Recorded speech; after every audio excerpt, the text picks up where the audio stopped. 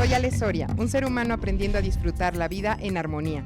Mi vocación es contribuir a una mayor plenitud y realización en el ambiente laboral. Compartiré en este espacio contenido que pertenece al modelo educativo de semiología de la vida cotidiana desde mi experiencia empresarial de más de 17 años en colaboración, integración y liderazgo. Bienvenidos. Hola, bienvenidos. Hoy vamos a compartir de nuestros traumas en el trabajo. Bienvenida, Jos. Muchas gracias, querida Ale. Queremos recordarnos que muchas cosas que nos suceden en el ambiente laboral y que creemos que es responsabilidad de nuestro jefe, de nuestros compañeros o hasta de nuestros colaboradores, tiene que ver más con nosotras, tiene que ver más con nosotros que con los demás. Y de eso vamos a platicar el día de hoy. Jos, ¿cómo identificamos estos patrones de conducta que se repiten en el trabajo? Bueno, de entrada me encanta la propuesta porque partimos de que me puedo hacer responsable de lo que me está sucediendo y no responsabilizando a todo el mundo alrededor. O culpando, ¿no? Victimizándome. Sí, es el trabajo y es que, ¿no? O sea, casualmente me pasa que entonces en todos los trabajos me encuentro a una figura que me hace la vida imposible a mí, pobre de mí, ¿no? Cuando si lo vemos al revés, podemos identificar que más bien puede ser una situación que yo vengo cargando, que tiene que ver con mis traumas, por ejemplo, y que entonces se me va a seguir presentando, por decirlo de alguna forma, hasta que yo no lo haga consciente y hasta que no trabaje en ello. Como si más allá de que se tratara de los hechos de este personaje, que parece que nos quiere joder la vida, en realidad de lo que se trata es de mi forma de interpretarlo. Sí. Sí. Entonces, cada vez que yo veo cierta conducta, yo le pongo esa carga emocional y yo me hago la vida pesada. Ok, ¿y cómo puedo darme cuenta que me está pasando eso y no que realmente hay un problema que solucionar? ¿O son las dos cosas? Sí, claro, porque sí existen conflictos reales también, eso sí pasa, por supuesto. Pero bueno, como hay algunos indicadores que nos pueden decir, bueno, mira aquí, quizá tenga que ver más conmigo. Por ejemplo, decimos mucho o usamos mucho el término cuando te enganchas con alguien, ¿no? O sea, cuando te enganchas que ya sea que con algún jefe o con algún colaborador, ahí siempre se generan como conflictos, ¿no? Entonces ya podríamos empezar a pensar, a lo mejor no necesariamente es él, o es él conmigo también, pero de aquí para allá también puede haber algo, ¿no? Por ejemplo. O cuando hay una reacción desproporcionada de mi parte con alguna situación, me enojo excesivamente o, por ejemplo, soy demasiado intolerante a una retroalimentación. Me están retroalimentando y entonces lo vivo como un ataque, me están atacando y ahorita podemos como ahondar un poquito más en explicar como qué es lo que puede estar sucediendo, ¿no? O cuando tengo un miedo excesivo a equivocarme. Claro. También desde ahí podríamos estar pensando que tiene que ver más con una situación traumática o una situación del pasado que lo que realmente estoy viviendo. Vamos a repetir que la brújula son nuestras emociones y nuestra respuesta a estas emociones. Si estas emociones están reguladas, por así decirlo, y se pueden conducir funcionalmente, estamos hablando de la situación en presente. Estamos hablando en presencia. Por supuesto que tendremos retos, desafíos y problemas que solucionar, pero lo podemos tratar sin considerar que algo es personal, que algo es contra mí, que tengo que defenderme o incluso que tengo que ser demasiado competitiva o competitivo o que tengo que atacar. Entonces, aquí es la intensidad de tu emoción. ¿Qué tan intensas son tus emociones en el trabajo? Ni te queremos de robot.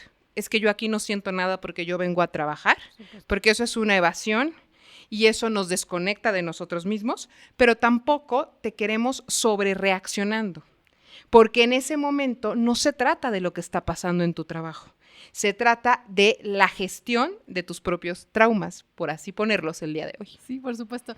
Y me encanta esto que dijiste. Si yo me percibo a mí mismo como sintiéndome que me tengo que estar defendiendo, pues sí, va mucho más allá de algo que estoy pudiendo manejar en mi presente. Y es importante como quedarnos aquí un momentito porque esto ni siquiera a veces es tan consciente. Es decir, a veces es una reacción como muy natural que viene de algo que yo viví o experimenté, digamos, por poner un ejemplo, ¿no? A lo mejor en mi crianza, cuando era niño, generalmente me atacaban o no me permitían equivocarme. Entonces, ¿no? Entendiendo que si desde niño no se me permitió y se veía como algo muy grave, yo necesitaba la aprobación o el cariño de mis padres, que esa es una necesidad básica, y nunca lo trabajé, nunca no lo hice consciente. Entonces, claro que es una reacción muy natural de mi cuerpo. Entonces, todo mi cuerpo va a reaccionar. Y mientras yo no le ponga atención, pues voy a ir por la vida así reaccionando cuando me toquen ese botoncito, ¿no? Cuando sienta que, ay, no hay aprobación, me están atacando y entonces yo tengo que reaccionar como naturalmente lo hacía para defenderme, ¿no? Para sobrevivir. Sí. Y es que aquí vamos a profundizar en cómo afecta esto en el trabajo en equipo y en la productividad.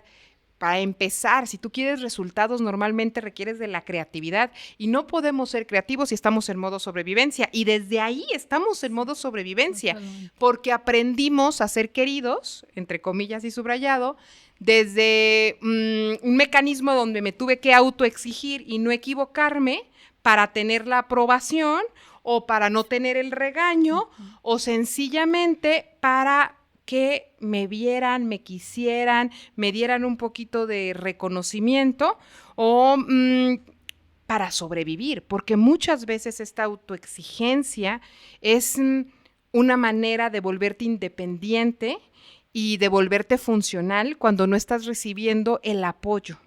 Y a todos nos pasa. En alguno o en otro momento nos pasa, nos sucede. Entonces nos llenamos de esta autoexigencia y yo no me puedo equivocar. Yo no puedo decepcionar, porque entonces me confundo y creo que ese es mi valor. Entonces, si tú me dices en una crítica o en una crítica constructiva o una retroalimentación que eso no lo hice bien, pues definitivamente es como no valgo. Pero si yo me he esforzado, ¿por qué no ves todo lo demás? ¿Por qué solo te fijas en esto? Y ahí, cuando somos capaces de observarnos y darnos cuenta que nuestra reacción o nuestra respuesta es desproporcionada, tenemos mucho que rescatar, porque repetimos para tener la oportunidad de reconocernos y de reparar. Profundiza, Jos, ¿cómo afectan el trabajo en equipo y cómo afectan la productividad estos temas? Sí, por supuesto, y tú lo dijiste muy claramente. Definitivamente no hay creatividad. Sí, bueno, de entrada es, me siento que no soy suficiente, ¿no? Y desde ahí, desde no creerme suficiente, pues no voy a explotar todas mis potencialidades, mis habilidades, porque no las creo, ¿no? Y entonces refuerza esta idea, cuando viene una retroalimentación, refuerza mi idea de, ves, sí, no lo puedo hacer. Cuando justamente ese podría ser el impulso que me ayude a seguir creciendo, pero entonces no se ve desde ahí, no se ve desde esto te va a ayudar a crecer, no, se ve al contrario como carezco de valor. Y como carezco de valor, entonces tengo que hacer como luego una serie de artimañas como para que sí ser visto, ¿no? El chisme. Exacto. Devaluar al otro. Justamente, sí. Minimizar. Sí. Generar un problema y yo mismo llevar la solución. O sea, hay un show que no es consciente, hay que decirlo. Sí. O sea, es producto de esta nivelación o compensación inconsciente y de una manera en la que hemos aprendido a medio ser funcionales en el mundo. Sí. Y entonces la culpa, porque ahí se vuelve como la culpa, es del otro. No hay mi responsabilidad. Y no tengo entonces esta oportunidad de crecer. No tengo esta oportunidad de colaborar, de integrar, de hacer las cosas diferentes, que es a donde queremos llevar estas organizaciones, es al enfoque en el que queremos a nuestros líderes, generando ambientes de confianza. Y todo esto está distante de un ambiente de confianza, porque lejos de hacerlo un ambiente de confianza se vuelve un lugar de incertidumbre, se vuelve una selva donde aquí ponte buzo y aplica la de hacerte la muerta como la ardilla miedosa, o aplica el huir, o aplica el atacar, o aplica de todo por quedarme con mi puesto, por quedarme con el reconocimiento de mis resultados y por demostrar que valgo, porque si no, no es que pierda mi trabajo. Ahí es donde lo disfrazamos. En realidad es que me pierdo a mí. Y esto es más común de lo que parece. O sea, en realidad sí vamos por la vida como niños heridos, ¿no? Aquí lo importante es darnos cuenta y aquí veo una corresponsabilidad. Por supuesto, sí ojalá lo veamos, ojalá nos demos cuenta porque hay un trabajo que hacer, pero también las empresas tendrían que apostarle por un mayor trabajo ahí. ¿Y por qué? O sea, diríamos, ¿por qué yo, empresa, tendría que estar ayudando a mis colaboradores con sus heridas? ¿No? Pues son sus heridas, que ellos las trabajen. Ok, ay, me abriste un espacio enorme. Yo creo fielmente que tu vocación tiene que estar enlazada con tu trabajo, sea cual sea el trabajo que tú tengas, que por favor tenga este match con tu vocación. Y tu vocación, por si todavía no la encuentras, te puedes ir a tus juegos de infancia. Ahí donde horas jugando con bloques, horas jugando al bote pateado, horas jugando a lo que hayas jugado, las canicas, bueno, ya me fui muy atrás, ¿verdad? Pero bueno, las muñecas, lo que hayas jugado, ¿cómo lo jugabas? ¿Lo jugabas sola? ¿Lo jugabas con amigos? ¿Amigos reales o amigos imaginarios? ¿Cómo lo jugabas, no? ¿Jugabas a algo con tus manos? Por ejemplo, hacer pastelitos de lodo. ¿O realmente cocinabas algo con ayuda de alguien? O sea, ¿qué hacías? Porque esto es sumamente importante. Cuando podemos poner como el zoom en lo que te gustaba de niño, vas a encontrar muchas pistas de tu vocación. Si lo tuyo es producir con las manos, si lo tuyo es desde ahí, o si lo tuyo es la actividad y te trepabas como chango a un árbol. O sea, si va también por este rollo, o si lo tuyo era más planear, y entonces, o dibujar, o crear, o sea, ¿qué era lo tuyo? Por ahí puedes ir encontrando esta vocación, porque no existe esta vocación sin esta conexión con el placer y con la realización, con realizarte en la acción que realizas. Si nosotros podemos conectar eso, eso nos hace en automático sentir alegría. Y eso en automático nos conecta con nosotros mismos. Y cuando estamos ahí, es más fácil que demos lo mejor de nosotros a los demás. Eso es lo que se llama actitud de servicio. Y para estar en servicio va más allá del altruismo. Es sencillamente poder entregarte en la acción presente. La disfrutas tú desde tu bienestar y la compartes para el bienestar de los que están a tu alrededor. Le hace el usuario final, le hace el cliente o le hace tu equipo de trabajo. Entonces, me encanta que hayas abierto como esa parte donde el juego, la diversión, la vocación es lo que te va a vincular con este trabajo que se puede volver mucho más satisfactorio todos los días, sin eximirnos de que vamos a tener días pesados y momentos complicados, porque noticias, así es la vida. Y ahí, en esos retos, en esos desafíos, también es donde crecemos.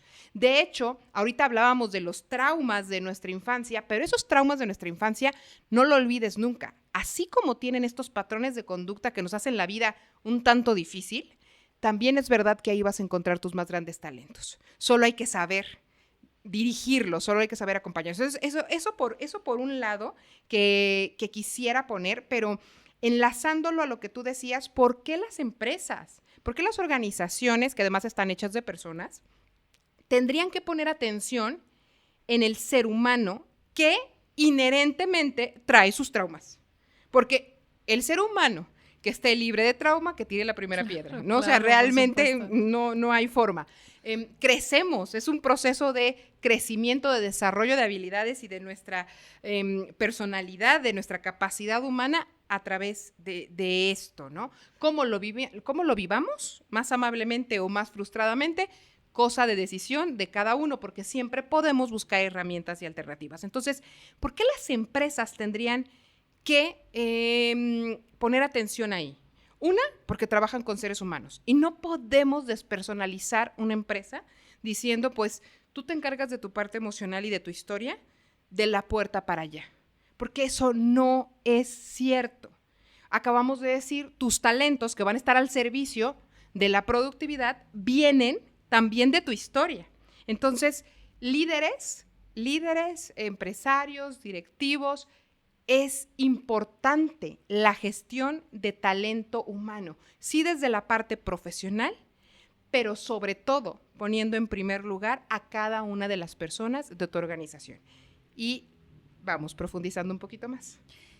Y ni siquiera es tan complicado, o sea, podrían ser situaciones tan simples como una cultura en donde haya algunas premisas básicas que siga la empresa y que al alinearse a estas premisas se esté generando un cambio. Por ejemplo,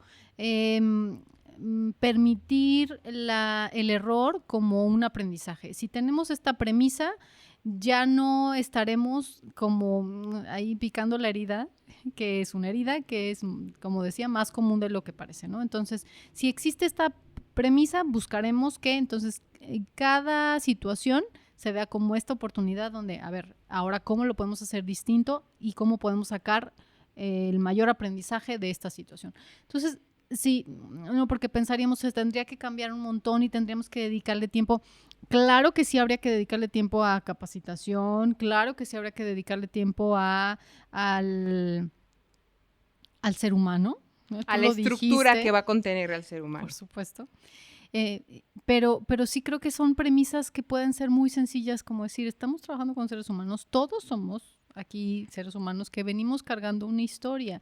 Y entonces, ¿en qué medida vamos a ayudar a que esta historia nos construya y desde esta construcción nos permita... Nos fortalezca. Sí. Ok, entonces hablamos de esta estructura como parte de la cultura laboral, donde se ponga en primer lugar a la persona, donde se recuerde que todos somos seres humanos y donde pongamos, qué triste lo que voy a decir, estas políticas que resalten el buen trato y el bienestar. Es que si no existe bienestar, tampoco existe la productividad. Es correcto, pero lo que me da tristeza es que tengamos que poner un marco, claro, sí.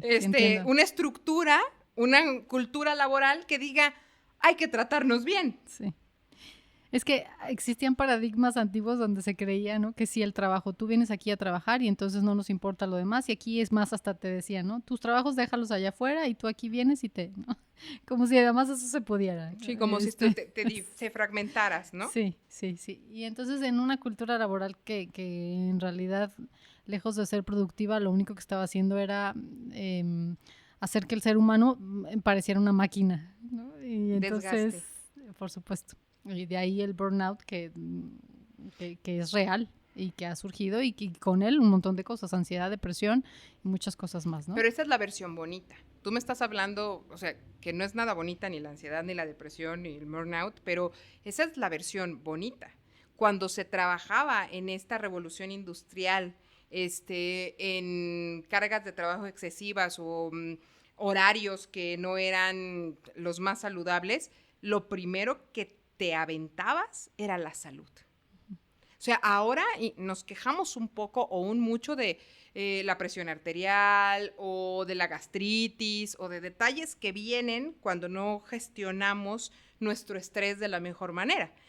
Pero antes, o sea, si nos vamos un poquito atrás, cuando lo único que importaba era la producción, cuando lo único que importaba era la productividad, lo que se tronaba era la vida humana.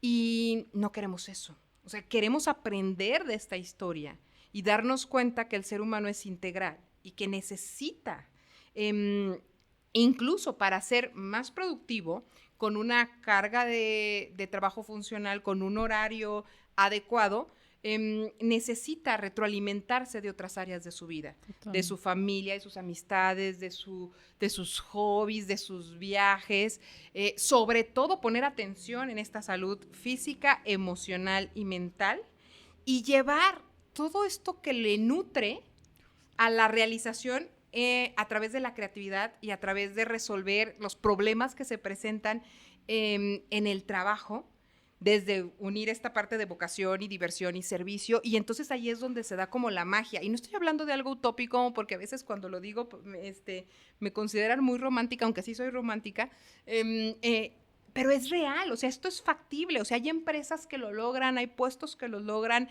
hay equipos de trabajo que sus líderes están enfocados en ello, y hay culturas laborales que la gestión de talento humano se dedica a estas capacitaciones y a generar estos marcos o estas estructuras, estos lineamientos, que no son otra cosa más que límites, acuerdos de sana convivencia, que favorecen este entorno. Entonces ahí es donde vamos a esta resolución, Jos. ¿Cómo le damos la vuelta en este entorno laboral? ¿Cómo hacemos que el entorno laboral se vuelva favorable para que tú puedas, además de ser productivo, resolver los problemas, crecer, ganar en habilidades, desplegar tus talentos, también reconstruirte o deconstruirte de esta parte de tu historia, donde encuentres un espacio de confianza, donde te aceptan, donde te apoyan, donde hay esta afectividad con respeto y con amabilidad, donde te comprenden? Porque ahorita decías algo súper valioso, que era, oye, pues es que se permite el error. Sí, pero que se permite el error implica que hay una estructura fuerte en la empresa para que haya esta parte de liderazgo que supervise, para que no llegue a algo mayor. Por ejemplo, se tiene que permitir el error porque así aprendemos en un proceso de entrenamiento, pero nadie queremos un médico que se equivoque con nosotros.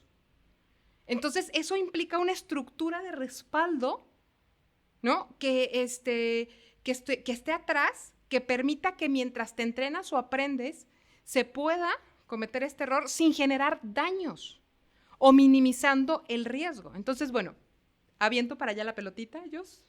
Sí, de entrenamiento y capacitación. Y de hecho yo te escuchaba y tú misma ibas respondiendo. O sea, tú misma dijiste los lineamientos que serían como básicos para que pudiera existir esto, ¿no? Porque no se trata de que un colaborador viva para trabajar. Y tú mismo decías que se nutra de otras áreas, pero entonces tendría que haber una cultura que permita el enriquecerse integralmente y que trabaje constantemente en esto, porque el tema del bienestar y la salud mental es constante, es permanente. Entonces, si realmente queremos justo esto, y yo me lo imagino y sí existe, claro que haya personas que lleguen contentas y disfruten trabajar y disfruten lo que hacen, claro, por supuesto que se puede, pero sí hay que invertirle en tus colaboradores y en que exista este ambiente que lleva tiempo y que lleva, primero, consideraría tener a líderes, ¿no? A las cabezas que tengan la conciencia de que se va a caminar hacia allá, porque si eso no sucede, está mucho más complejo, ¿no? Y permear hacia abajo. Más allá, lo hemos hablado incluso en otros podcasts, cómo esto tiene que venir desde la cabeza, desde cómo nace, dueños, socios, directivos, ellos tendrían que ser los primeros convencidos, porque la misión y la visión estarían alineadas ahí, de cómo incluso cuando una empresa tiene propósito, dura más en el tiempo y es mucho más aceptada, mucho más exitosa, mucho más reconocida. O sea, hablamos de ejemplos, y tenemos ejemplos vivos, ¿no? Tenemos ejemplos vivos, por ejemplo, como primarias que trabajaron la pandemia de una manera más, ¿qué podríamos decirlo? Más natural o más inherente a lo que realmente el niño requería y no solo la pantalla. Y esto hizo que se volteara a ver este tipo de educación y entonces, ay, ¿no sabes qué? O sea, creo que es más favorable para mi hijo y esto llevó a un caso de éxito, ¿no? Entonces, o sea, nos damos cuenta de que esto sucede, que incluso en las adversidades es cuando estas empresas logran incrementar su valor a los ojos de la comunidad. Y que cuando tú contribuyes a la comunidad, así como la parte del servicio, es cuando también la comunidad te acoge. Pareciera que estamos en un mundo demasiado capitalista donde no, pero cuando lo llevas al tiempo, te das cuenta de que sí, que realmente sí nos fijamos en eso, sí estamos en una etapa de transición donde buscamos esta autenticidad, donde buscamos esta conexión y donde buscamos esta congruencia. Y sí, y me gustaría como ir cerrando, como para concluir, en que, bueno, primero yo soy un colaborador y me resuena el hecho de que sí, me engancho, tengo problemas con alguien y es constante, o me retroalimentan y me siento muy mal y me dura, o sea, la retroalimentación, más que retroalimentación, la recibo como rechazo y me dura como si fuera una cruda moral mucho tiempo, y me estoy dando cuenta de eso. Digamos que lo más sencillo sería decir, bueno, pues ve a trabajarlo, a terapia, ¿no? La realidad es que tampoco es tan accesible y yo me dedico a esto y quisiera decir que sí es, pero no todos tenemos acceso a ello. Económico o en tiempo. Sí, en ambos, sí, sí, sí, por supuesto. Y entonces, bueno, ¿qué podemos hacer, no? Ya estoy ahí ubicado.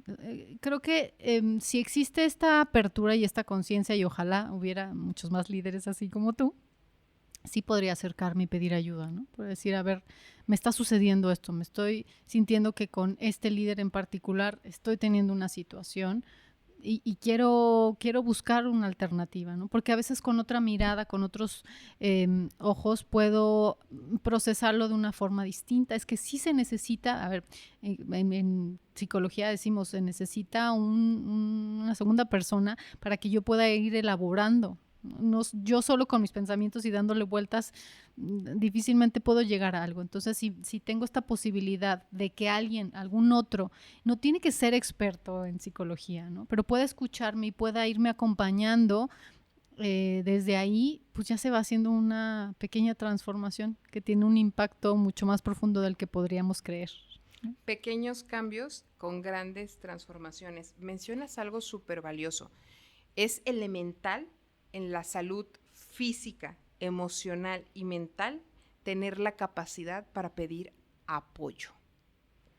Saber solicitar ayuda. Cuando no logramos eso, cuando no logramos incluso conocer nuestros límites y nos desbordamos y nos saturamos y nos desgastamos y hacemos un desorden en todas las demás áreas de nuestra vida, por querer alcanzar eso, nos tronamos hablando de que nos perdemos del propio sentido de la vida. Nos aburrimos, nos desconectamos y se llevan nuestras relaciones interpersonales al carajo, ¿no? O sea, se pierden. Entonces necesitamos saber pedir apoyo, saber solicitar esta ayuda, saber con quién podemos acercarnos, con quién podemos acompañarnos, porque además cuando haces esto, lo haces desde una responsabilidad, desde un conocimiento, desde una estructura que te va ayudando con los límites, y esto es muy bonito. O sea, te vas apoyando, te vas desarrollando juntos. Decíamos también en otro podcast que el liderazgo no es otra cosa más que presencia y acompañamiento, ¿no? Y esto lo podemos comprender muy bien si somos papás. O sea, lo único que hacemos es estar presentes y acompañar. Es la manera en la que vamos educando o creemos que vamos educando, además del modelaje, el ejemplo, porque no es tanto lo que decimos, sino lo que hacemos. Lo mismo pasa en la organización. Entonces, necesitamos saber nuestros límites, reconocerlos, reconocer también lo que aportamos, porque eso también nos lleva a reconocer nuestro valor y negociar. Pero no estamos acostumbrados a negociar porque creemos que cuando negociamos es una guerra de poder, donde uno va a ganar y otro va a perder. Y eso no es negociar. Negociar es que de verdad estemos bien las dos partes. Sí, entonces, totalmente. Y yo, bueno, ponemos el ejemplo de colaboradores, pero también sucede de líderes con sus colaboradores. También te puedes enganchar, por supuesto. Puedes estar viendo en el otro algo que no le corresponde a él. Entonces, claro. No. Esto de engancharnos, pues es de todos, porque dijimos al inicio, los traumas son parte de la definición de ser humano. Entonces, realmente es entre tus compañeros, es con tus colaboradores o es con tus líderes. Y ahí tenemos que recordarnos, ya profundizaremos más en otro espacio, que la autoridad, por ejemplo, como vemos la autoridad o como ejercemos la autoridad, tiene que ver con nuestra historia. El trabajo en equipo, si somos colaborativos o competitivos, tiene que ver con nuestra personalidad y con nuestra historia, ¿no? Entonces, o sea, son muchos temas que podemos ir desglosando, pero sí, algo que decías tú de como mediador, ¿no? Uh-huh. Es verdad que si nosotros podemos predecir o si nosotros hacemos lo mismo, vamos a tener los mismos resultados. Necesitamos hacer cosas diferentes o aventarnos un poquito a lo desconocido, está de moda lo disruptivo, para realmente lograr resultados diferentes. Eso lo podemos entender muy bien en el campo empresarial, pero ¿qué tal lo entendemos con nosotros mismos? Si queremos tener una calidad de vida diferente, necesitamos mirar la vida, ver la vida con lentes diferentes, con perspectivas diferentes. Si yo traigo unos lentes color verde, tendrá un tono verde. Si me cambio los lentes a color amarillo, va a tener un tono amarillo. Entonces, es la invitación a que veas tus traumas desde otra mirada y que te des la oportunidad a ti mismo de conocerte, descubrirte y crecer a través de todas esas problemáticas laborales, porque ahí estás más o menos 8 horas diarias, entonces tienes un buen laboratorio de conciencia. Jos, ¿alguna frase para cerrar? Pues quizá lo que hemos dicho como en otros momentos o que platicamos mucho tú y yo de permitirnos vulnerarnos. La vulnerabilidad es fundamental, ¿no? Para poder hacer este camino, que es complejo y no sentirnos solos, no somos únicos, ¿no? Todos vamos cargando heridas y si nos damos cuenta que esa es parte de la condición humana de la que tú decías, bueno, entonces ya no me siento como tan mal decir, ay, esto me está doliendo y no sé qué hacer con él, ¿no? Aquí nos acompañamos y nos apoyamos como líderes y colaboradores a generar ambientes de confianza que realmente nos permitan tener las mejores condiciones para que esto pueda ser amable y respetuoso, sea un proceso amable y respetuoso donde todos crezcamos juntos. Muchas gracias por acompañarnos. Un líder analiza y comprende su contexto, logra la aceptación de su principio de realidad para poder guiar, inspirar, transformar, siendo consciente de sus creencias y significados con reciprocidad de líderes y colaboradores, siendo primero individuos plenos y confiables, construyendo empresas respetuosas, armónicas, con genuino interés en el desarrollo integral del capital humano, actualizando su cultura laboral y redefiniendo el éxito desde la realización y el servicio.